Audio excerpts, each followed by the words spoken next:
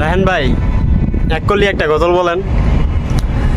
রোমায়ণ ফেরেস্তায় আসিবে, আমল লিখিতে বলিবে, খাতা হবে কাফনের কাপড়, কলম হবে শাহাদাত আঙুল।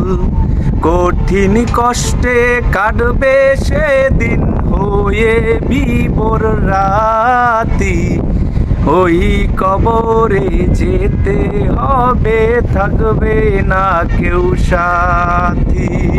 কাফন আমার আপন, কবর আমার ঘাটি, ওই কবরে যেতে হবে, রইবে না কেউ সাথী।